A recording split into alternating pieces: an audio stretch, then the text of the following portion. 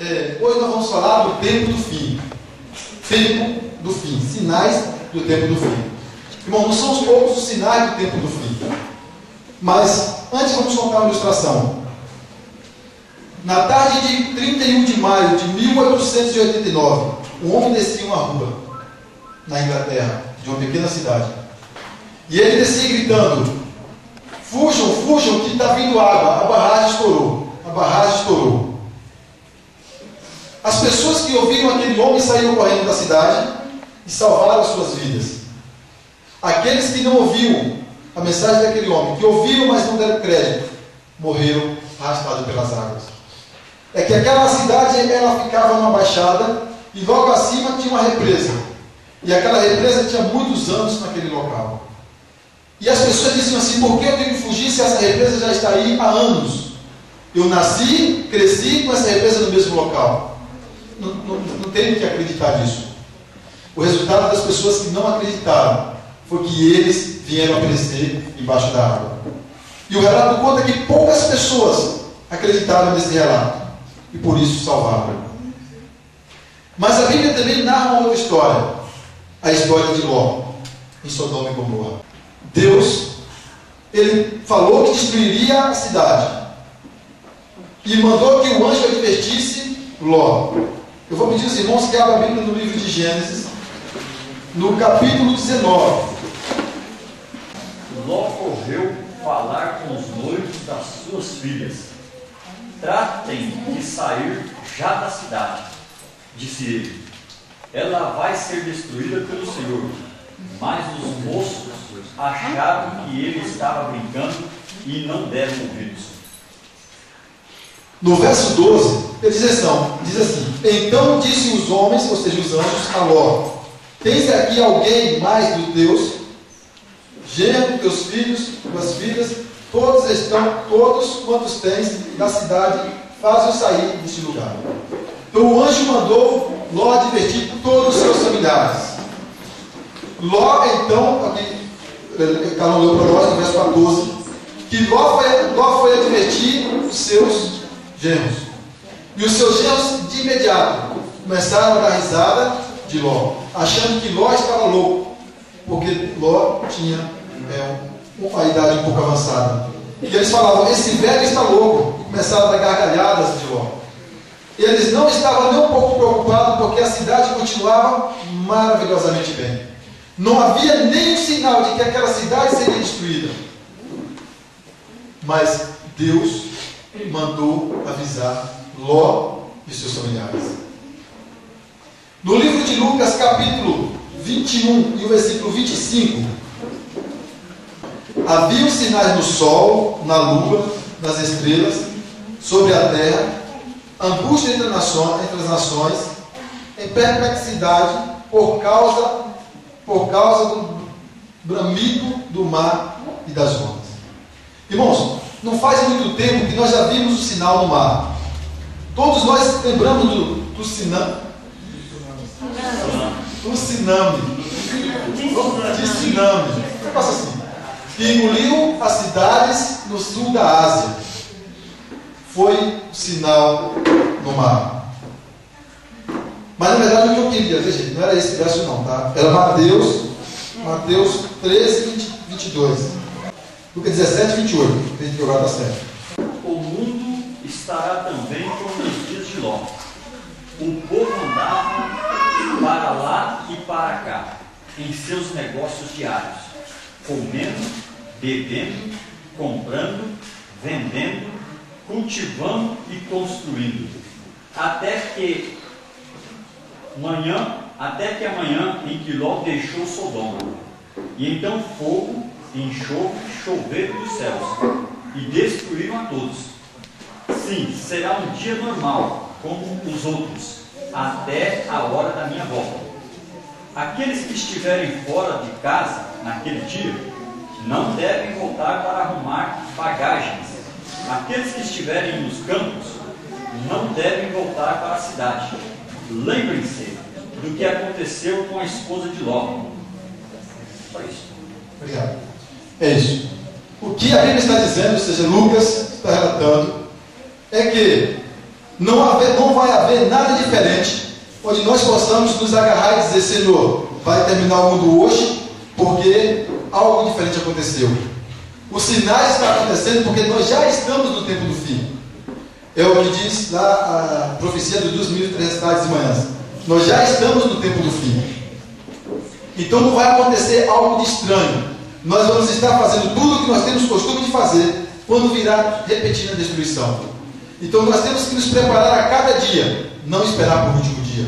Porque haverá sinais em muitos locais, no sol, e os sinais já aconteceram, muitos deles. Ou seja, quase todos os sinais já vieram acontecer.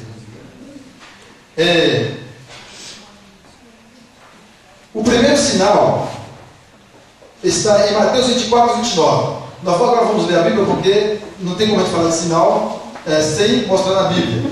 Então nós temos que mostrar todos os sinais na Bíblia. Mateus 24, 29. Vamos para Mateus, que agora vai ter muitos versos de Mateus. Todos encontraram? Amém. Logo em seguida à tribulação daqueles dias, o sol escurecerá e a lua não dará sua claridade. As estrelas cairão do firmamento e os pobres e os poderes dos céus serão abalados. Irmãos, em 538 a 1798 houve a grande perseguição, ou seja, o tempo da Inquisição, que só terminou em 1798. Foi quando muitos cristãos foram mortos. Essa foi a grande tribulação. E no dia 19 de maio de 1780, o sol escureceu. Houve treva total. Na Inglaterra, na maioria das cidades da Inglaterra, o sol se escureceu das 10 horas da manhã até a meia-noite. Houve um grande período de escuridão total. Pessoas não poderiam nem ler. As pessoas acreditavam que aquele dia seria o tempo do fim. E eles corriam à casa dos seus amigos para pedir perdão por algo que cometeram. Outros corriam a Bíblia para ler porque achavam que naquele momento o mundo acabaria e eles estariam perdidos. E naquele momento era o momento de buscar a Jesus. Na verdade, o momento de buscar a Jesus é hoje. Se isso acontecer conosco no último momento, nós não vamos ter esse privilégio que nós temos hoje de estarmos aqui. E conta-se ainda uma testemunha no livro, é inglês o nome do livro, vocês procurem, vocês podem ler, porque é inglês, não sei falar inglês. Mas conta de que quando o sol, quando apagou a escuridão, a lua se tornou vermelha como sangue. A lua saiu, a lua deu a sua claridade, mas vermelha que nem sangue. É mais um sinal que aconteceu, que a Bíblia já predizia, ou seja, a Bíblia já dizia dos sinais. Esse é o primeiro sinal. Então o segundo sinal foi o sinal na lua. Também houve a queda das estrelas. Mateus 29 ainda também fala da queda das estrelas, e isso já ocorreu no dia 12 para 13, né? Foi à noite, dia 12 para o dia 13 de novembro de 1883. Houve a grande queda das estrelas. Quem estava no Golfo Pérsico ou no México dava para ver e diziam que o céu parecia estar todo listrado, porque as estrelas estavam fugindo de lugares. Então houve a grande queda das estrelas no ano de 1883. Muitos antes da nossa existência. Mas, como diz Daniel também, já prevendo, porque nós estamos no tempo do fim. Então esses são sinais do tempo do fim. O outro sinal que viria seria o terceiro sinal, o quarto sinal, seria terremotos. Terremotos nós não precisamos nem pesquisar na Bíblia, também está relatado em Mateus 24, 7. Né? Se quiserem ler, Mateus 24, 7. Que no fim dos tempos haveriam grandes terremotos. E hoje nós não precisamos pesquisar a Bíblia para ver que os terremotos estão acontecendo a cada dia. Eu não sou tão velho, mas eu não sabia que no Brasil, na minha existência, primeira vez no ano passado eu vivi saber que no Brasil tem terremotos. Eu não sabia, porque não existia terremoto no Brasil. E hoje existe terremoto no Brasil. No Ceará, uma casa foi destruída por causa de um terremoto. Não era uma casa de concreto, era uma casa de barro, com as vardazinhas assim amarradas, não sei bem como é que chama. Mas eu já morei em casa assim também, tá? Estou desfazendo, eu já morei, mas eu não sei o nome correto. Tá, isso. Então, é uma casa que desabou, não teve vítimas, mas já aconteceu no Brasil. No Peru, uma igreja adventista foi destruída e alguns dos nossos irmãos vieram a perecer num terremoto. Então, esse terremoto é no Brasil, algo que era pouco tempo atrás impensável, né? A gente pensava que isso era coisa de Japão, de China, de Índia, que lá morrem milhões de pessoas. Para vocês terem uma ideia, no Japão as casas são construídas, eles fazem o baldrame, né? Depois eles fazem um amortecedor de borracha e faz a casa ali em cima, porque quando o terremoto vem, aquele amortecedor ele dá jogo e a casa não vem a rachar, não vem a cair. E aqui no Brasil nós não precisamos disso. Outro sinal, a fome. Irmãos, a fome também é um sinal da volta de Jesus. Nós sabemos de pessoas que morrem de fome todos os dias. A ONU diz que 800 bilhões de pessoas irão morrer de fome até o ano 2020. Esse é o cálculo da ONU. E nós observamos que não falta terras para plantar. Também não falta sementes.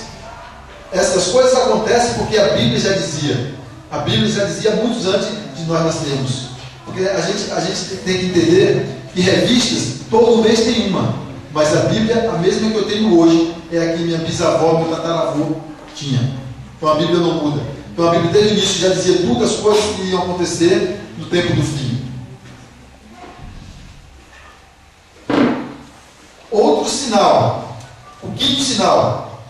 Esse sinal também nós já estamos presenciando.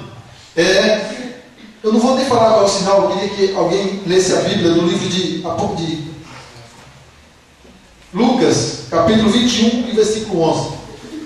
Haverá grandes terremotos, epidemias e fome em vários lugares, coisas espantosas e também grandes sinais no céu.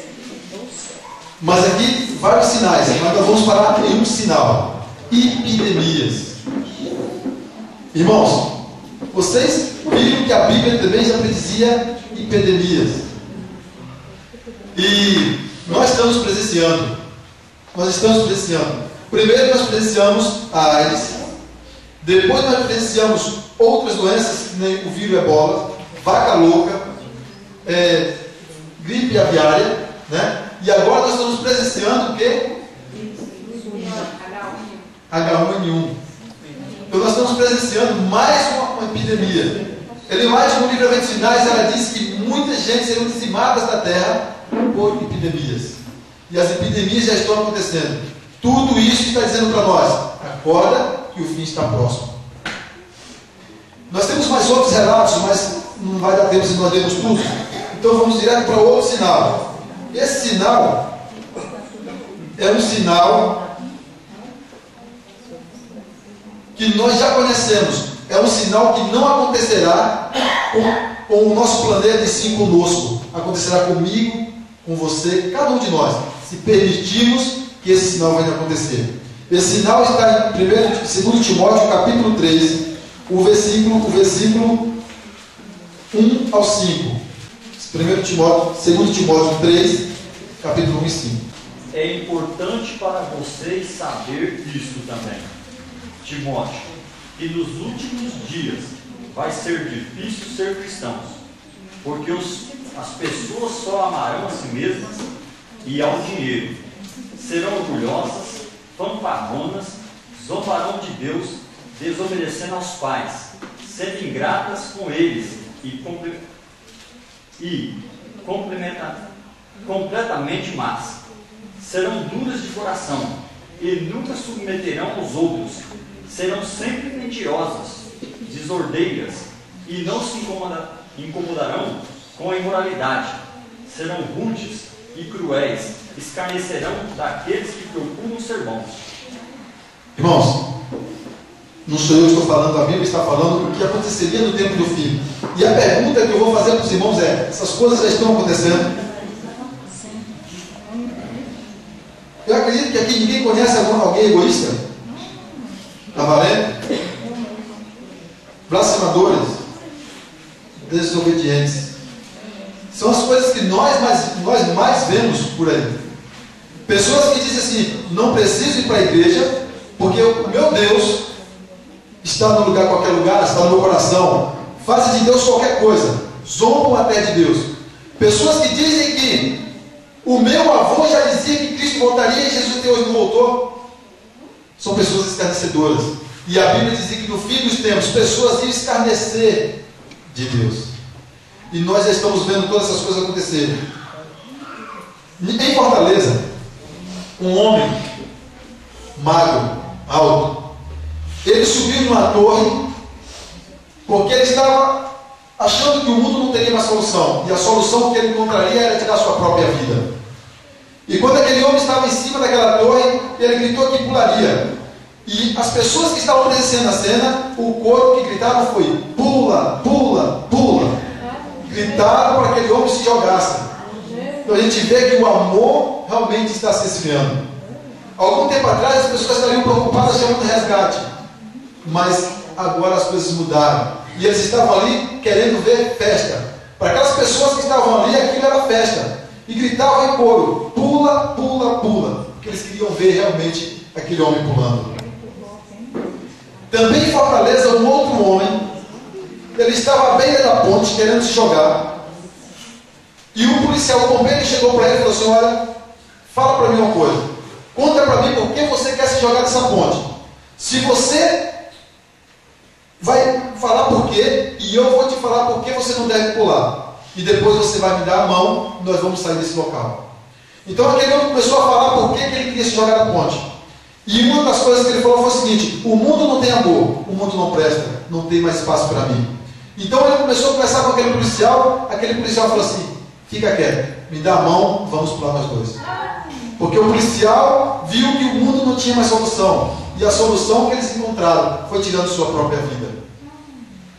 Porque o mundo está terrivelmente corrompido por causa do pecado, e nós não estamos observando os sinais que estão à nossa frente. O oitavo sinal, o sétimo sinal, é o escarnecedor. Eu não vou ler porque também, mas quem quiser ler essa passagem, está em 1 Pedro, 2 Pedro 3, capítulo 3, versículo 5, 3 até o 5. Eu não vou ler. Eu vou direto para o outro, oitavo sinal. Esse oitavo sinal é um que as pessoas dizem assim, geralmente dizem para nós, mas falta esse oitavo sinal, que é o Evangelho ser pregado a todo povo, nações e línguas. Está em Mateus 24, que é esse sinal, Mateus 24, 14. Todo o Evangelho será pregado. Mas nós, às vezes, irmãos, esquecemos de que a Bíblia está traduzida em 1.500 línguas. Por ano é vendido 100 bilhões de Bíblia, todos os anos. Às vezes, nós pensamos de que o mundo só vai ser evangelizado se nós irmos lá pregar. Mas existem pessoas que sozinho o Espírito Santo faz com que eles conheçam a verdade. Eu fui no encontro de ancião e o pai do pastor, que é tesoureiro da União, ele estava presente e ele contou como que ele conheceu a verdade. O pai dele veio a falecer e a mãe dele encontrou um outro homem. Esse homem morava na zona rural, não tinha amigos porque era distante, e alguém deu para ele de presente uma Bíblia.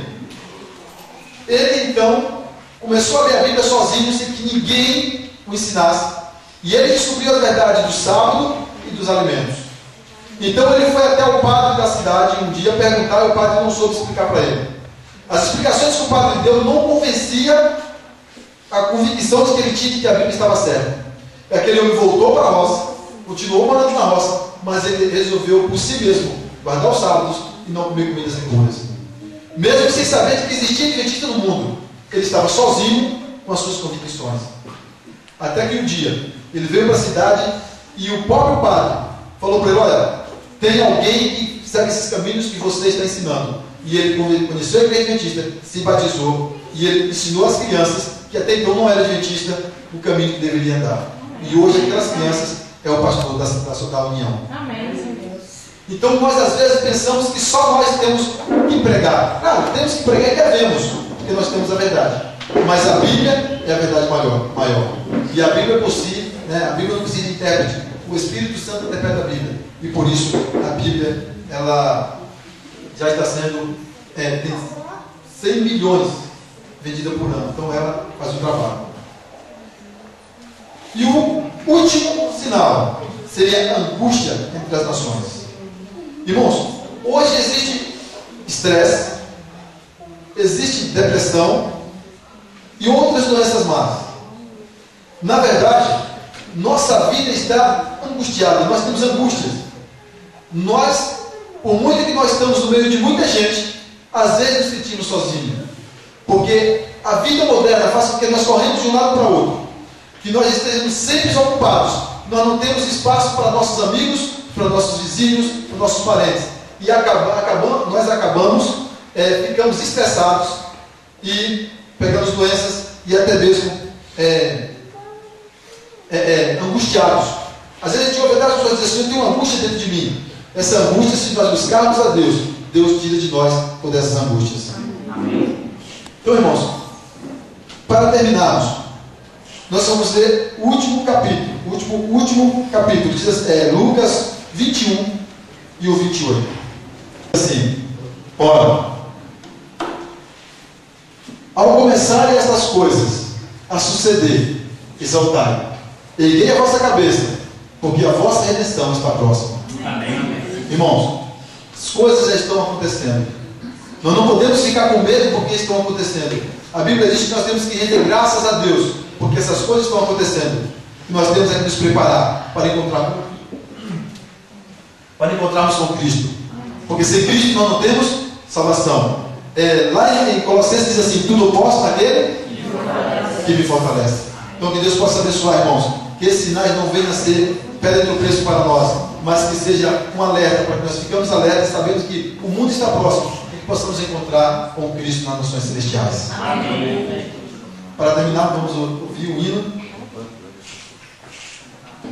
Jesus não voltou ainda porque muitos de nós ainda não estamos preparados. No dia que nós prepararmos, Jesus com certeza virá nos buscar. Amém. Nesse momento vamos levar nossas fontes e falarmos mais uma vez com Deus. Pai querido que está nos céus, obrigado, Senhor, pela presença do Senhor aqui conosco. Amém. Obrigado, Senhor, porque o Senhor nos dá a oportunidade de estarmos aqui para falar do teu santo nome. Amém. Nesse momento queremos também, Senhor, agradecer, porque o Senhor está esperando a minha decisão, a decisão de cada uma das pessoas que aqui estão presentes. Amém. Por isso queremos pedir, ó Pai, que o teu Santo Espírito esteja em nossos corações. Amém. Não nos deixe sair daqui sem falarmos com o teu Santo Espírito. Que ele possa sair e confortar os nossos corações. Amém. E lembrarmos de que o Senhor é Jesus morreu por nós. E que possamos entregar a nossa vida a Ele. Amém. Ó Pai, cuide de cada um de nós. Amém. Nos leva até os nossos lares na tua santa companhia. Amém. Não nos dê descanso, mas que o teu Santo Espírito nos lembre de que amanhã nós possamos voltar e estarmos aqui para te adorar. Amém. Só que nós te pedimos e te agradecemos em nome do teu Filho amado Jesus. Morreu na cruz por nós.